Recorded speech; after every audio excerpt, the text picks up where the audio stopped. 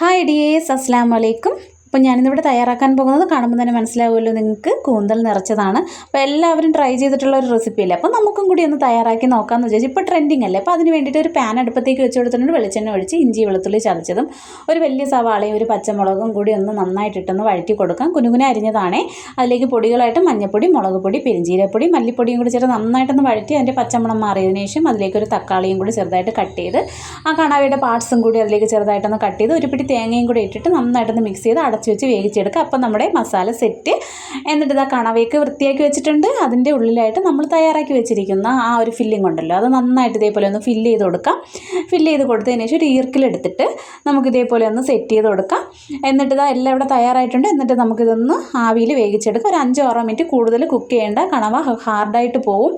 എന്നിട്ട് മുളക് പൊടി, മഞ്ഞൾപ്പൊടി, ഉപ്പും കൂടെ ചേർത്തിട്ട് കുറച്ച് വെള്ളവും ചേർത്തിട്ട് ഒരു മസാല തയ്യാറാക്കിയിട്ട് അതിലേക്ക് ഈ വേവിച്ച് വെച്ചിട്ടുള്ള നമ്മുടെ കണവ ഇട്ട് മിക്സ് ചെയ്തിട്ട് കുറച്ച് വെളിച്ചെണ്ണ ഒഴിച്ചിട്ട് അടച്ച് വെച്ചിട്ട് ഇതേപോലെ ഒന്ന് തിരിച്ചും മറിച്ചിട്ട് ഫ്രൈ ചെയ്തെടുക്കാം. അപ്പോൾ നമ്മുടെ അടിപൊളി കൂന്തൽ നിറച്ചത് ഇവിടെ സെറ്റായിട്ടുണ്ട്. അപ്പോൾ അടുത്ത വീഡിയോ വീണ്ടും